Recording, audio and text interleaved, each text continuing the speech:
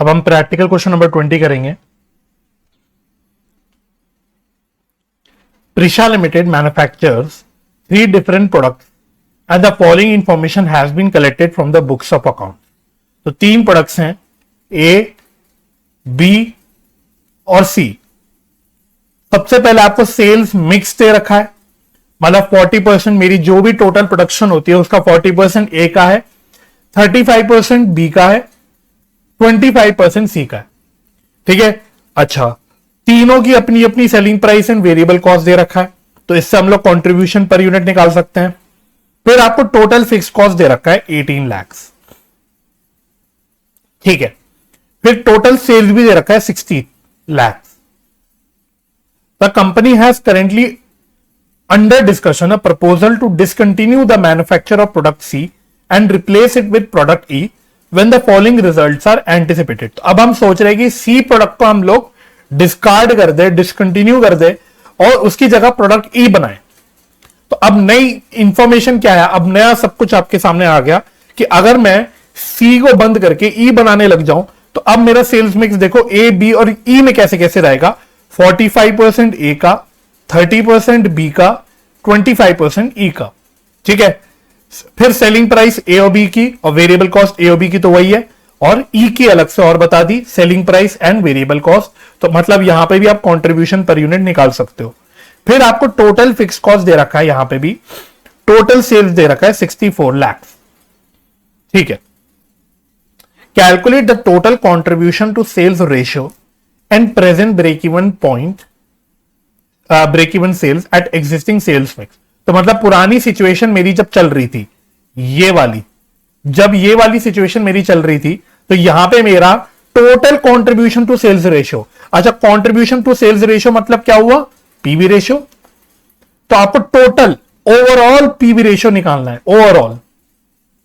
ठीक है। A B C का अलग अलग नहीं, अलग अलग तो निकाल ही सकते हैं, बड़ा इजी है, लेकिन आपको ओवरऑल निकालना है। ठीक है। And present break even sales at existing sales mix, और प्रेजेंटली आपका ब्रेक इवन पॉइंट कितना है एग्जिस्टिंग सेल्स मिक्स में। सेकेंड रिक्वायरमेंट क्या है, calculate the total contribution to sales ratio, मतलब वही PV ratio, and present break even sales at proposed sale mix. मतलब अब जो नई सिचुएशन है यहां पे आपका क्या रहेगा, यहां पे आपका क्या रहेगा, पीवी रेशियो ओवरऑल वाला और break even point propose sale mix में। और सी क्या है, थर्ड की requirement, state whether the propose sales mix is accepted और नॉट। मतलब ये हम एक्सेप्ट करें कि नहीं, क्या एक्सेप्ट करें कि नहीं, सी प्रोडक्ट को जो हम डिसकंटिन्यू करके उसकी जगह ई बना रहे हैं, क्या ये हमको करना चाहिए या नहीं। चलो, तो इस सवाल को करने के तो देखो कई तरीके हो सकते हैं। बेस्ट तरीका क्या है कि हमारा सारा काम हो जाए। फर्स्ट में आओ, यहां हेडिंग डाल देते हैं present sales mix, present sales mix. ठीक है। तो कैसे कैसे करेंगे, product A, product B, product C, इनके तो अपने कॉलम बना ही लो, और क्योंकि हमें ओवरऑल कैलकुलेशंस भी करनी है इसलिए एक टोटल का भी कॉलम बना लो। सब कुछ इन रुपीज है। चलो, तो सेलिंग प्राइस पर यूनिट कितना कितना दे रखा है, ए का है 300, बी का है 400, सी का है 200। टोटल यहां पे कुछ लेने की जरूरत नहीं।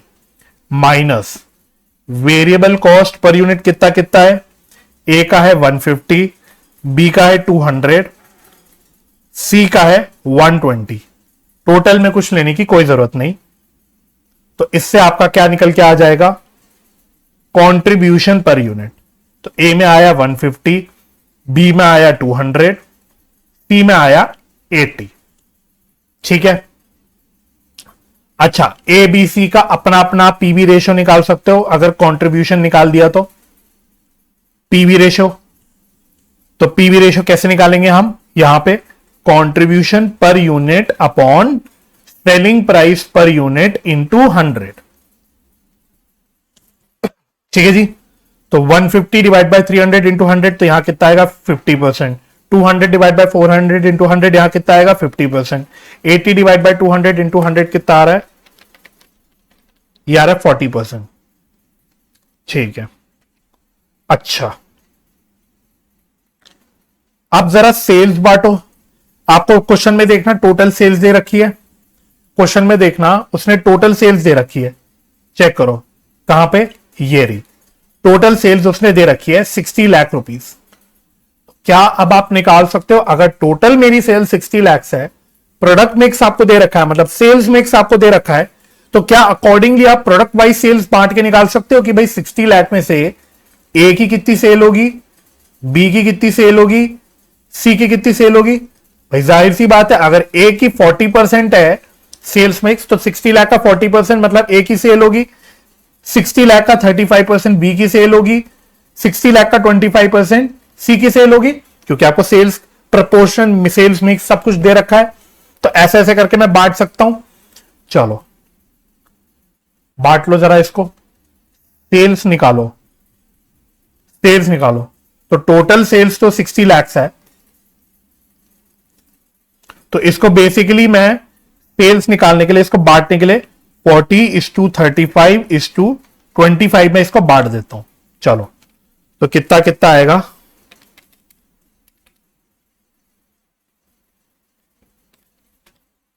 तो 2,40,000 इसका आ रहा है, सॉरी 24 लाख इसका आ रहा है, 24 लाख इसका आ रहा है, 21 लाख इसका आ रहा है बी का, सी का कितना आ रहा है 15 लाख। तो ये मैंने प्रोडक्ट वाइज सेल्स निकाल ली, तो मुझे ब्रेकअप पता लग गया बेसिकली, अगर टोटल सेल्स 60 लाख है तो इसमें से ए, बी और सी की अपनी अपनी कितनी सेल है।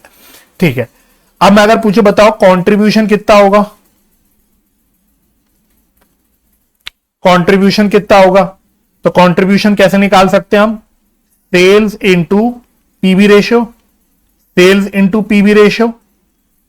तो अगर प्रोडक्ट ए की सेल्स 24 लाख है और कंट्रीब्यूशन रेशियो मतलब पीवी रेशियो हमने 50% निकाल रखा है, तो इसकी कंट्रीब्यूशन कितनी आ गई 12 लाख।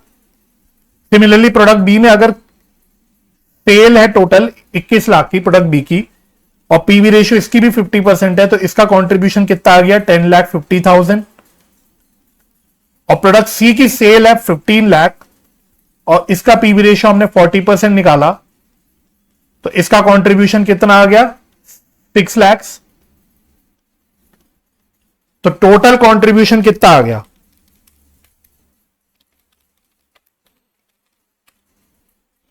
28,50,000। तो टोटल कंट्रीब्यूशन सबको जोड़ दो कितना आ गया 28,50,000।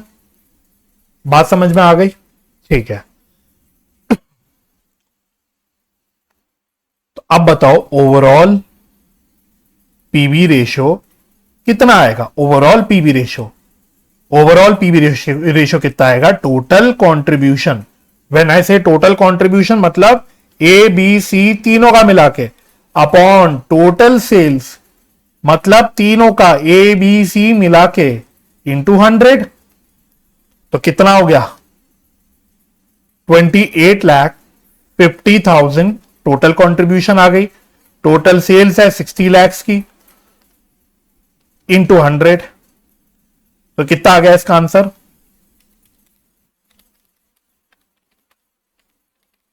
47.5%, 47.5%।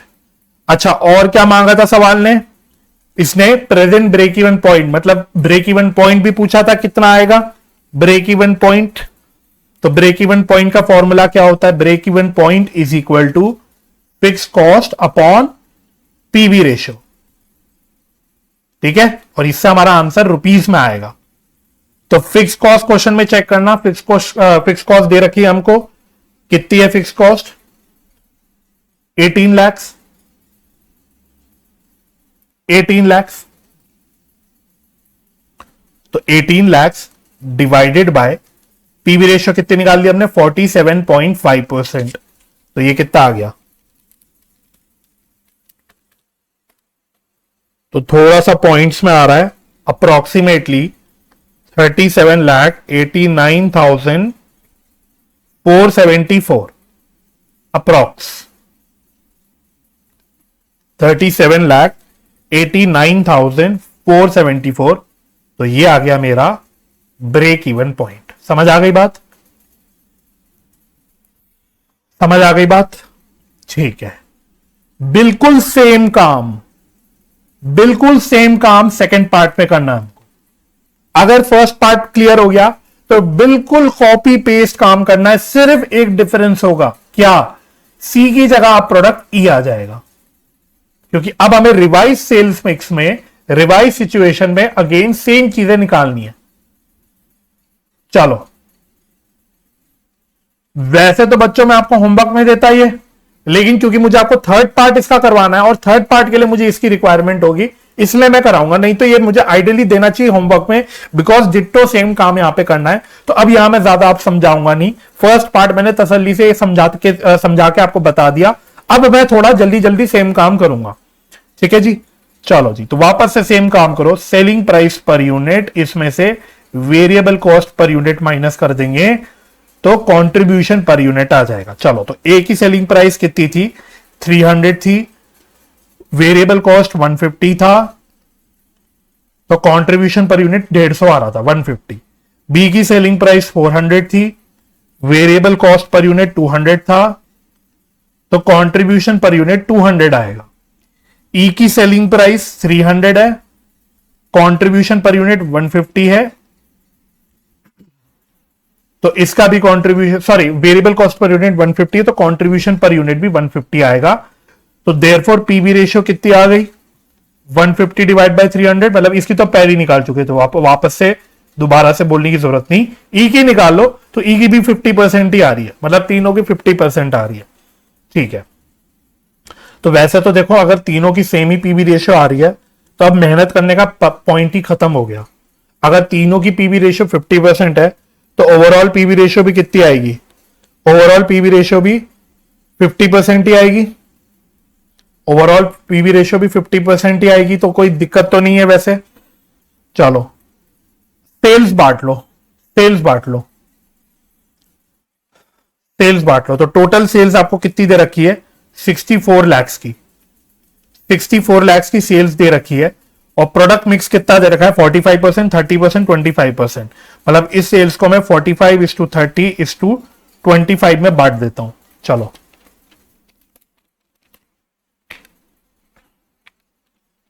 चलो, तो यहां आ रही है 28,80,000, इसकी आ रही है 19,20,000,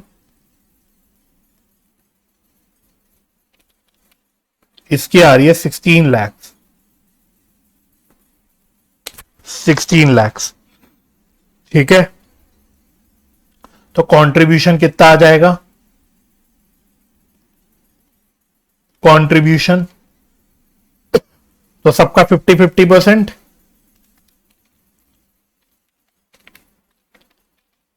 तो यह आ रहा है 14,40,000, इसका आ रहा है 9,60,000, इसका आ रहा है 8 लाख, और 32 लाख टोटल। 960, 10, 24 और 8, ठीक है, राइट। तो कंट्रीब्यूशन आ गया 32 लाख। अच्छा, ओवरऑल पीवी रेशियो वैसे निकालने की जरूरत नहीं, ओवरऑल पीवी रेशियो वैसे निकालने की जरूरत नहीं, 50% ही आएगा। ये मुझे कैसे पता? बिकॉज तीनों का इंडिविजुअली 50% ही आ रहा है, तो ओवरऑल भी 50% ही आएगा। देख लो, 32 lakh divided by 64 lakh into 100। अच्छा, मैं आपको एक ज्ञान की बात और बता देता हूं। ओवरऑल पीवी रेशियो निकाल एक और तरीके से सकते थे, सेकंड पार्ट पे तो नहीं बता रहा, यहां तो 50-50% है। मैं यहां पे फर्स्ट पार्ट में जो हमने ओवरऑल पीवी रेशियो निकाली थी, यहां मैंने कैसे आपको ओवरऑल पीवी रेशियो निकाल के दिखाई थी? Total contribution upon total sales into 100। यहां पे एक और तरीका था पीवी रेशियो निकालने का, एक ऑल्टरनेटिव तरीका और था।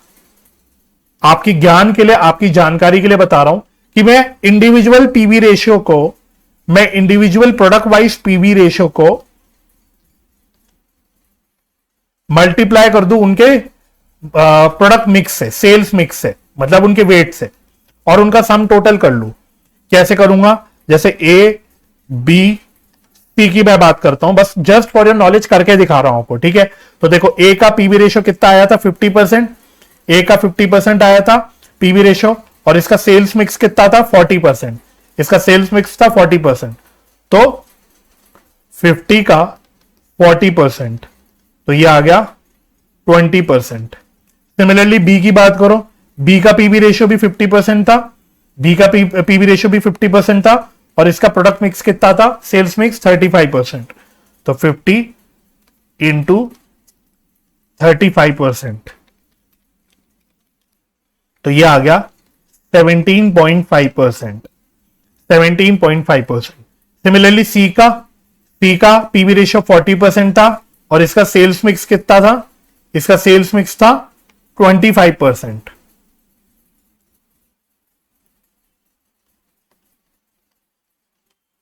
तो ये कितना आ जाएगा 10, जरा सबको जोड़ दो तो ये कितना आ गया 47.5%। तो ये भी एक ऑल्टरनेटिव तरीका है जब आप सेल्स मिक्स को यूज करके ओवरऑल पीवी रेशियो निकाल सकते हो। तो देखो यहां पे भी 47.5 आया और यहां पे भी 47.5 आया था, तो कैसे भी निकाल लो भाई, आपकी श्रद्धा है। आपका दिमाग क्वेश्चन एग्जाम में जब कर रहे होगे तो दिमाग जो फटाफट जल्दी चीज जो बोल ले वो करते हुए आप अपना आंसर निकाल सकते हो, ठीक है। तो आई होप इससे एक और बात आपको क्लियर हो गई होगी। चलो, तो फर्स्ट 2 पार्ट्स हो गए हमारे। थर्ड पार्ट में क्या बोला था उसने, थर्ड पार्ट बेसिकली वैसे भी हमने किया नहीं है, बट सिंपल डिसीजन मेकिंग का पार्ट है, तो आपसे बेसिकली डिसीजन मेकिंग करवा रहा है।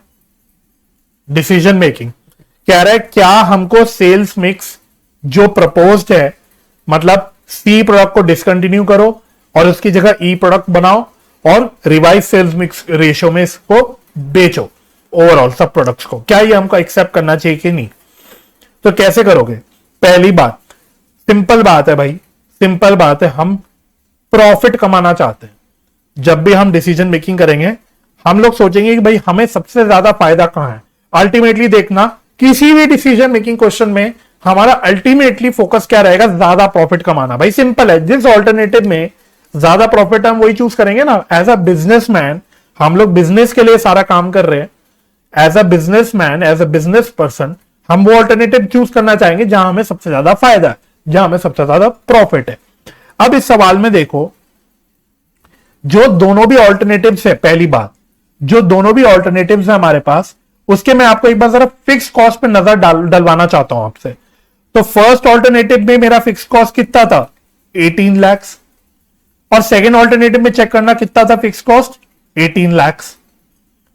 तो इसका मतलब ये मुझे समझ आ गया कि वैसे प्रॉफिट निकालने के लिए मुझे फिक्स कॉस्ट भी माइनस करना चाहिए। भाई profit is equal to total sales minus total cost, और टोटल कॉस्ट में फिक्स कॉस्ट भी आती है।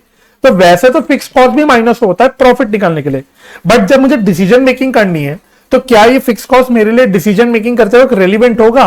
भाई सिंपल बात है, दोनों ऑल्टरनेटिव में से मुझे 18 लाख रुपए तो खर्च करने ही पड़ रहे हैं, तो ये फिक्स कॉस्ट तो मुझे इनकर करनी पड़ रही है सेम अमाउंट की। हाँ, अगर दोनों ऑल्टरनेटिव में फिक्स कॉस्ट अलग अलग अमाउंट के होते तो ये रेलिवेंट हो जाता, तो ये रेलिवेंट हो जाता है ना। तो क्योंकि उस केस में हमारे प्रॉफिट अलग अलग आते, लेकिन क्योंकि 18 लाख का फिक्स कॉस्ट तो सेम ही है दोनों ऑल्टरनेटिव में, तो आई कैन से कि ये मेरे लिए रेलिवेंट नहीं है, ठीक है। तो लिखवा देता हूं एक एक करके बात, सारी बात आपको। we will have to choose, या we will have to select the alternative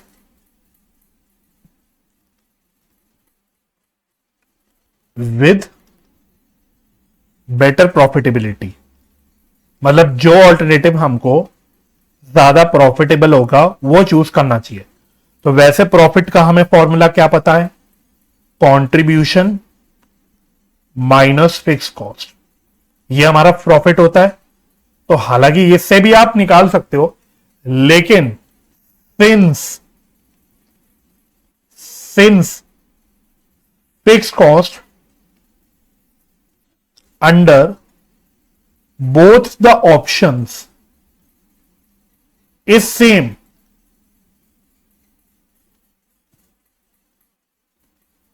hence it is not relevant for decision making।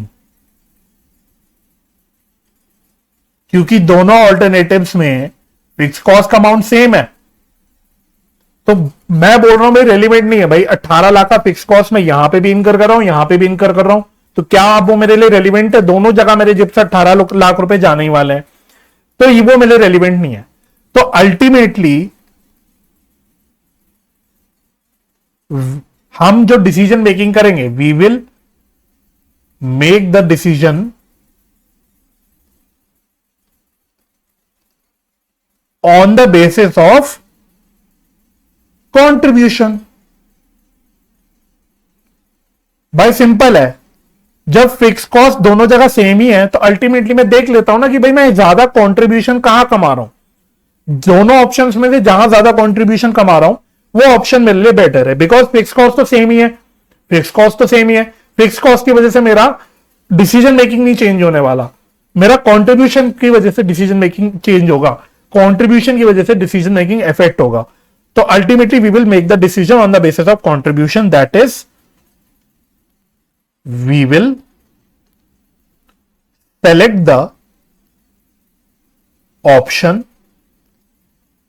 with higher contribution।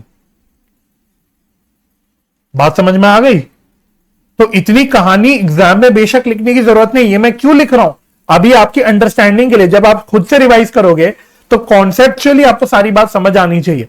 मैं सीधा बोल देता आपको कि बेटा कंट्रीब्यूशन जहां ज्यादा है वो ऑप्शन हम सेलेक्ट करेंगे, तो आपके दिमाग में थोड़ा सा प्रॉब्लम हो सकती थी कि सर फिक्स कॉस्ट भी तो है, वो क्यों नहीं लिया।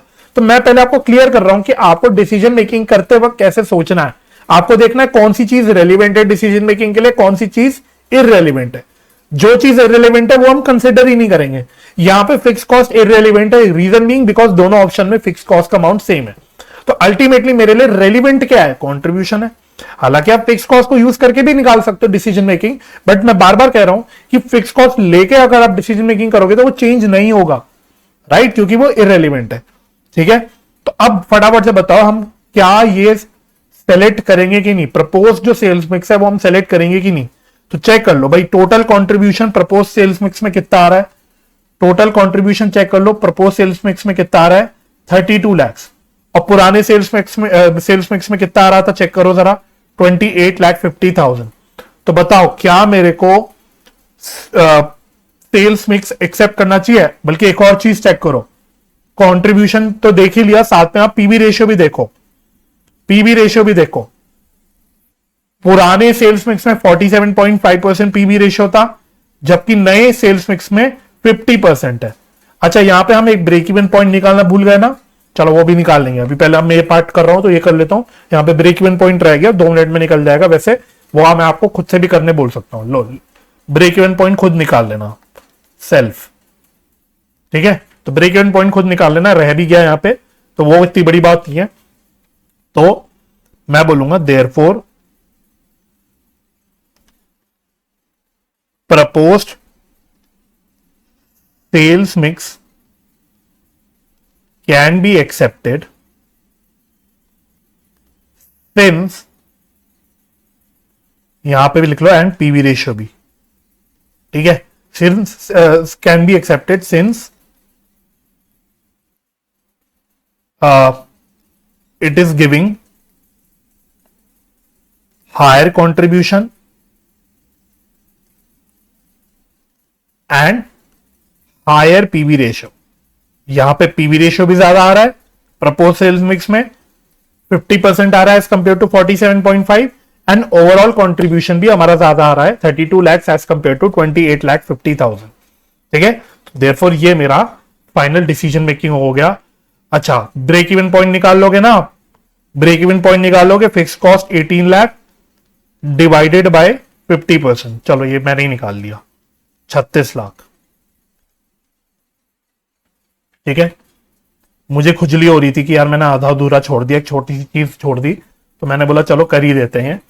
तो आई होप ये क्वेश्चन इंपॉर्टेंट था, इंपॉर्टेंट मार्क भी कर लेना इस क्वेश्चन को।